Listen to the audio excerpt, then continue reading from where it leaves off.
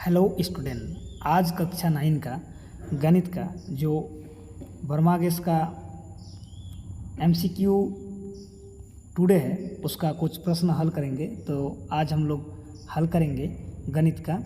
तो चलिए देख लेते हैं। जो सबसे पहला प्रश्न है हम लोग का गणित से वो है कि 1 नंबर का जो प्रश्न है यहाँ पर आप लोग देख सकते हैं कि निम्नों में से कौन सा परिमेय संख्या है।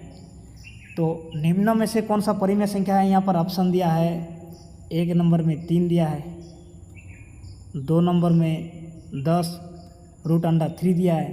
तो हम लोग इसका हल कैसे करेंगे और कैसे पता लगाएंगे कि कौन सा ऑप्शन हम लोग का सही होगा। ठीक है, तो सबसे पहले हम लोग को क्या जानना है, सबसे पहले हम लोग को जानना है कि परिमेय संख्या होता क्या है। ठीक है, तो परिमेय संख्या का आप लोग को अगर परिभाषा नहीं मालूम है तो चलिए हम बता देते हैं कि परिमेय संख्या क्या होता है। तो परिमेय संख्या होता है कि वह संख्या जिसे, अगर आप लोग को नहीं पता है तो ठीक से सुन के लिख लीजिए कॉपी में, कि वह संख्या जिसे P/Q के रूप में दर्शाया जा सकता है। ठीक है, किस में दर्शाया जा सकता है? P/Q के रूप में दर्शाया जा सकता है तथा Q नॉट इक्वल टू 0 होगा। Q नॉट इक्वल टू 0 होगा तो उसे हम लोग परिमेय संख्या कहते हैं। तो देखिए अभी PQ क्या है, यहाँ पर P और Q क्या है, पूर्णांक होगा। पूर्णांक का मतलब हो गया 1 2 3 या -1 -2 -3, कुछ भी ये हो सकता है पूर्णांक संख्या। ठीक है, तो लेकिन ये जो Q है ना, ठीक है, हम लोग क्या बोला था कि P/Q होगा, लेकिन हमेशा ध्यान में रखिए कि Q जहाँ पर लिखा रहेगा नीचे का मान, ठीक है, ये कभी 0 नहीं होना चाहिए। ये कोई भी 1 2 3 कुछ भी संख्या होने से चलेगा, लेकिन 0 नहीं होना चाहिए। उसे हम लोग क्या कहेंगे? परिमेय संख्या कहेंगे। तो चलिए सवाल में देखते हैं कौन सा है। तो सबसे पहला नंबर का जो सवाल है यहाँ पर देखिए कि सबसे पहला नंबर का जो है 1 नंबर का प्रश्न का 1 नंबर ऑप्शन सही है। क्यों? क्योंकि 3 एक परिमेय संख्या है। इसका नीचे में देखिए 3/1 हम लोग लिख सकते हैं, इसका नीचे 0 नहीं है, इसलिए ये हो गया परिमेय संख्या। अब बोलिएगा कि ये दूसरा नंबर क्यों नहीं हुआ? तो दूसरा नंबर इसलिए नहीं हुआ कि कोई भी रूट संख्या के साथ गुना भागा या कुछ भी रहे तो वो परिमेय संख्या नहीं होता, वो अपरिमेय संख्या होता है। और पाई क्या है, यहाँ पर जो पाई लिखा है ना 3 नंबर का ऑप्शन में, पाई एक अपरिमेय संख्या है। तो इसलिए सही आंसर है हम लोग का 1 नंबर का। अगला प्रश्न देखते हैं जो 2 नंबर में है। तो 2 नंबर में है निम्नों में से कौन परिमेय संख्या है। सेम प्रश्न है, तो यहाँ पर भी हम लोग क्या करेंगे कि P/Q क्या होगा, P का मान कुछ रहना चाहिए, कोई भी पूर्णांक, और Q का मान भी कोई पूर्णांक रहना चाहिए। तो यहाँ पर Q का कोई मान नहीं दिया हुआ, इसलिए 0 यहाँ पर सही आंसर होगा। ठीक है, क्योंकि ये नहीं होगा, ये रूट है, ये पाई तो अपरिमेय संख्या है।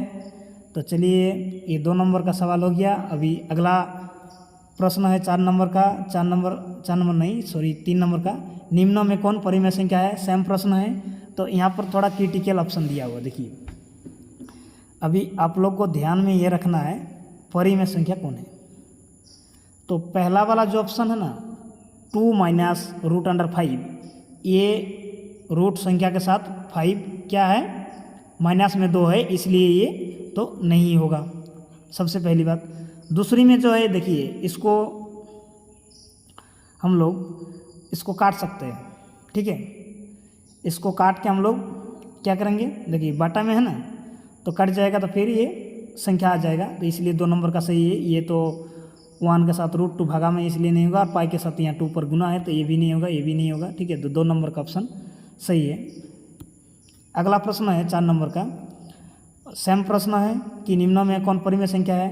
तो परिमेय संख्या यहाँ पर भी देखिए, क्या हम लोग बोला था कि कोई भी रूट संख्या नहीं होना चाहिए, पाई नहीं होना चाहिए, नीचे में 0 नहीं होना चाहिए, यानी Q का मान 0 नहीं होना चाहिए। तो इसलिए सबसे लास्ट वाला आंसर सही है। अगला प्रश्न है 5 नंबर का। 5 नंबर का प्रश्न है कि निम्नों में कौन अपरिमेय संख्या है। तो अपरिमेय संख्या क्या होता है, देखिए अभी आप लोग को बताया कि परिमेय संख्या क्या होता है। परिमेय संख्या क्या होता है कि P बटा Q के रूप में लिखा जा सकता है, जहाँ पर P तथा Q कोई पूर्णांक है और Q नॉट इक्वल टू 0 होना चाहिए। तो इसका उल्टा होगा, ठीक है। तो यहाँ पर देखिए जो 0 है, सबसे एक नंबर का ऑप्शन 0 जो है ये परिमेय संख्या है, 1 क्या है परिमेय है, 2 क्या है परिमेय है। तो ये तीनों क्या हो गया परिमेय संख्या है। तो अगला जो ऑप्शन है ना 4 नंबर का √2 ये एक अपरिमेय संख्या है। चलिए आगे बढ़ते हैं। अगला प्रश्न है हम लोग का 6 नंबर में, निम्नों में कौन अपरिमेय संख्या है। निम्नों में कौन अपरिमेय संख्या है। सेम प्रश्न है 5 नंबर की तरह ही। तो यहाँ पर भी देखिए सबसे पहला नंबर का जो है ये परिमेय संख्या है, ये भी क्या है परिमेय है, तो ये अपरिमेय नहीं होगा। √4 अभी आप लोग समझिए, √4 एक अपरिमेय। देखिए रूट संख्या कोई भी परिमेय नहीं होता, क्योंकि इसको रूट से निकालेंगे ना तो क्या होगा इसका 2 आएगा। तो 2 क्या है परिमेय संख्या, इसलिए ये भी नहीं होगा। तो इसका आंसर हो जाएगा ये वाला सबसे पाई जो है अपरिमेय संख्या होता है। अगला प्रश्न है 7 नंबर का। तो 7 नंबर का प्रश्न में देखिए कि लिखा है कि निम्नों में से कौन अभाज्य संख्या है। अब अभाज्य संख्या का परिभाषा क्या होता है, जो भागा नहीं जाता, ठीक है। तो सबसे पहला जो यहाँ पर ऑप्शन है 2 नंबर का ये अभाज्य संख्या है। 1 देखिए ये तो भाज्य संख्या है, 0 विभाज्य संख्या है, 4 विभाज्य संख्या है, तो अभाज्य संख्या हो गया 2। अभी अगला प्रश्न है हम लोग का 8 नंबर का। 8 नंबर में है निम्नों में से कौन परिमेय संख्या 1 और 2 के बीच में स्थित है। अभी देखिए 1 और 2 के बीच में स्थित है, इसको हम लोग कैसे समझेंगे। देखिए 1 और 2 के बीच में तो कोई ऐसे हम लोग को जेन्युइनली जो आइडिया है वहाँ से हम लोग को पता लगता है कि 1 और 2 के बीच में गैप नहीं है। ऐसी संख्या में 1 के बाद 2 ही होता है, तो दशमलव में हम लोग ले सकते हैं, ठीक है। तो चलिए इसको हल करके देखते हैं। जो इसका ऑप्शन है ना चारे को, 1 नंबर का, 2 नंबर का, 3 नंबर, 4 नंबर का जो ऑप्शन है, इसको हम लोग हल करके देखते हैं कि कौन 1 और 2 के बीच में आता है, ठीक है। तो चलिए दूसरा पेज में चलते हैं और हल करके इसका देखते हैं। तो सबसे पहला सवाल क्या था कि ए नंबर का ऑप्शन में था, ए नंबर में था क्या 1/2। तो इसका अगर हम लोग भागा देंगे तो क्या आएगा 0/5 आएगा, ठीक है। बी नंबर के ऑप्शन में क्या था, बी नंबर में था 3/2। तो इसका भागा देंगे तो क्या होगा, भागा देने से इसका 1/5 होगा। अभी सी नंबर का जो ऑप्शन है, सी नंबर में क्या था कि 4/2 था, इसका तो सीधी सी बात है 2 होगा, कटेगा तो, ठीक है। अभी बच गया हम लोग का क्या डी नंबर बचा है, ठीक है। तो डी को यहाँ लिख देते हैं। डी नंबर में क्या था कि 5/2, इसको अगर हम लोग भगा देंगे तो 2/5 आएगा। हम लोग का सवाल क्या था, हम लोग का सवाल था कि 1 और 2 के बीच में आना चाहिए। तो देखिए ये 0.5 1 और 2 के बीच में नहीं आता, 1 से पहले होता है। अभी 1 ये जो उसके बी नंबर का जो ऑप्शन है, बी नंबर का ऑप्शन में 1.5 आया है, तो ये हो गया 1 और 2 के बीच में, ठीक है। 1 और 2 के बीच में आ गया। लास्ट वाला सी का ऑप्शन तो 2 है, तो सेम संख्या नहीं होगा। और डी का ऑप्शन में ज़्यादा ही आया है, 2.5 आया है, इसलिए बी नंबर का ऑप्शन सही होगा, ठीक है। तो चलिए प्रश्नों में चलते हैं। जो यहाँ पर 8 नंबर का प्रश्न है, ठीक है। तो इसका आंसर हो जाएगा 3/2। अभी 9 नंबर में सेम प्रश्न है, निम्नों में कौन परिमेय संख्या 3 और 4 के बीच में स्थित है।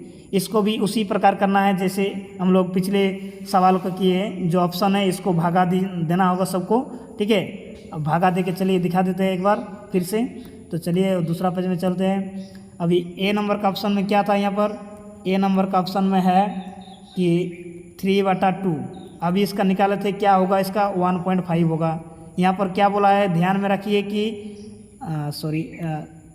3 और 4 के बीच में आना चाहिए, तो ये नहीं होगा 3 और 4 के बीच में। बी नंबर का जो है, बी नंबर में क्या है, बी नंबर में है 3/4।